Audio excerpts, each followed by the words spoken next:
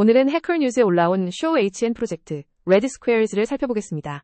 개발자가 매일 보는 초록색 기어 그래프를 뒤집어 GitHub 장애가 있었던 날을 빨간 사각형으로 칠한 풍자형 데이터 시각화입니다. 프로젝트가 전면에 내세운 숫자는 170일입니다. 적어도 하나의 GitHub 인시던트가 있었던 날짜를 모아 칠했더니 개별 공지로는 흩어져 보이던 운영 불안정성이 하나의 패턴으로 보이기 시작합니다. 겉으로는 농담처럼 보이지만 구조는 꽤 진지합니다. 날짜별 장애 시간을 집계하고 그 강도를 색상으로 표현해서 개발자가 이미 읽는 법을 아는 잔디 UI에 그대로 얹었습니다. 초기 반응은 기술적 검증보다 창의성에 대한 감탄이 먼저였습니다. 매일 보는 컨트리뷰션 그래프를 장애 기록으로 바꿨다는 점이 직관적이고 동시에 꽤 날카롭게 느껴진 겁니다. 흐름은 단순합니다. 상태 페이지에 남은 인시던트 기록을 가져오고 날짜 단위로 묶고 그 결과를 잔디처럼 그립니다. 중요한 건 복잡한 알고리즘보다 익숙한 시각 언어를 반대로 사용했다는 점입니다. 기존 GitHub 잔디는 개인의 생산성을 보여줍니다. Red Squares는 같은 형식을 빌려서 이번에는 플랫폼의 불안정성을 보여줍니다. 가장 눈에 띄는 숫자는 2025년 11월 20일에 1.11입니다. 하루는 24시간인데 1.11이 나왔다는 점 때문에 커뮤니티에서는 집계 방식에 대한 질문이 바로 나왔습니다. 여기서 중요한 포인트는 예쁜 그래프가 곧 신뢰 가능한 데이터는 아니라는 점입니다. 한 댓글은 1.11, 1.3시간, 8.1시간 같은 수치가 툴팁만으로는 서로 잘 연결되지 않는다고 지적했습니다. 실무 대시보드에서도 같은 문제가 자주 나옵니다.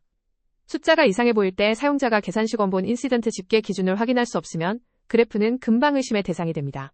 댓글에서 나온 핵심 가설은 사이트가 서비스별 장애 시간을 합산했을 수 있다는 점입니다. 전체 시간의 겹침을 제거하면 하루 최대는 24시간이지만 주요 컴포넌트 10개를 따로 더하면 이론상 하루에 10일치 다운타임처럼 보일 수 있습니다. 구현 자체는 생각보다 명확합니다. 핵심은 인시던트를 날짜 단위로 정확히 쪼개는 것이고 다음은 색상 강도를 계산해 히트맵으로 렌더링하는 과정입니다. 실제로는 이런 식의 날짜 분할 로직이 필요합니다.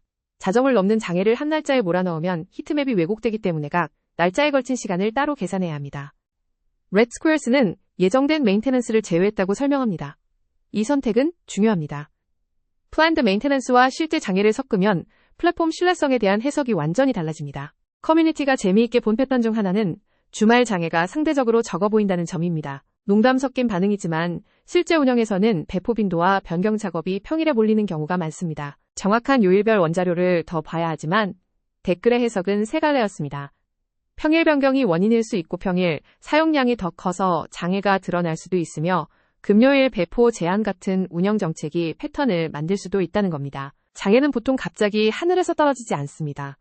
배포 설정 변경 데이터베이스 작업 외부 의존성 같은 실무 이벤트와 함께 나타나는 경우가 많습니다. 또 다른 댓글은 2026년 4월 30일 사례를 언급했습니다. 마이너 인시던트인데 전체 2.61 중 1.01 다운처럼 보인다는 지적 의심각도 라벨과 시간 지표가 항상 같은 의미를 갖지는 않는다는 점을 보여줍니다. 마이너 인시던트는 반드시 짧은 장애를 뜻하지 않습니다. 영향 범위는 작지만 복구나 모니터링 기간이 길 수 있고 반대로 짧지만 광범위한 장애도 있을 수 있습니다. 운영 리포트에서 하나의 숫자만 보면 판단이 흔들립니다. 장애가 몇 번 있었는지 얼마나 길었는지 몇 명에게 영향을 줬는지 같은 문제가 반복됐는지를 함께 봐야 합니다. 흥미로운 건 모든 반응이 조롱만은 아니라는 점입니다.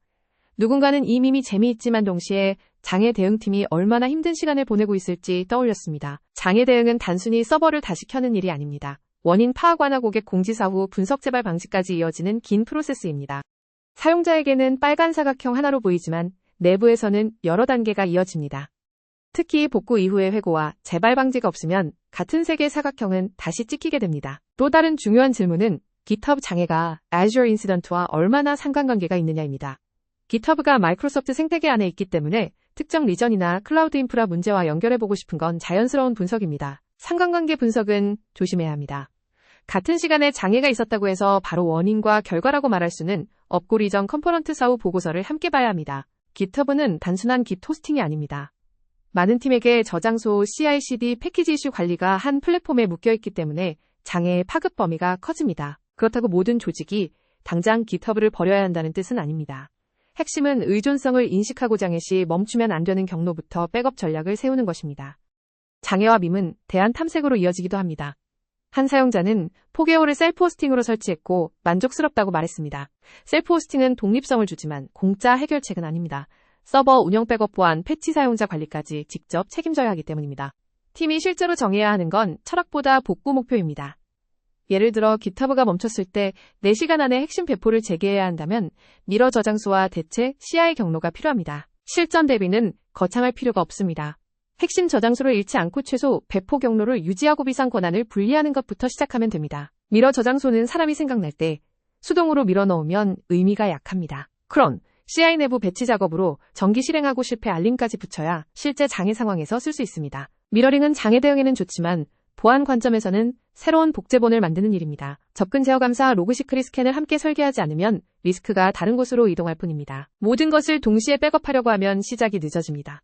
보통은 핵심 소스 저장소 배포, 파이프라인 릴리스 문서 순서로 우선순위를 잡는 편이 현실적입니다. 이 프로젝트가 흥미로운 이유는 풍자가 곧 제품 피드백으로 작동하기 때문입니다. 사용자는 긴 사후 보고서를 읽지 않아 돗빨간 사각형이 반복되는 것만으로 신뢰도 변화를 느낍니다. 상태 페이지의 품질은 장애 순간에 드러납니다. 사용자는 완벽한 무장애보다 문제가 생겼을 때 무엇이 영향받고 언제 다음 정보를 받을 수 있는지 알고 싶어합니다. 지금까지의 흐름을 한번 묶어보겠습니다. 레드스퀘어즈는 웃긴 장난에서 출발했지만 데이터 신뢰성 운영 투명성 플랫폼 의존성이라는 꽤 실질적인 질문으로 이어집니다. 결국 이 프로젝트가 찌르는 지점은 신뢰입니다. SLA 숫자가 좋아도 내가 푸시해야 하는 순간에 GitHub가 멈추면 그 경험은 오래 남습니다. 오늘의 결론은 3가지입니다. 레드스퀘어즈는 웃기지만 데이터 정의를 물어야 하고 GitHub 장애는 단순한 웹사이트 장애가 아니라 개발 흐름 전체의 리스크이며 실무자는 핵심 저장소와 배포 경로부터 복구 전략을 점검해야 합니다.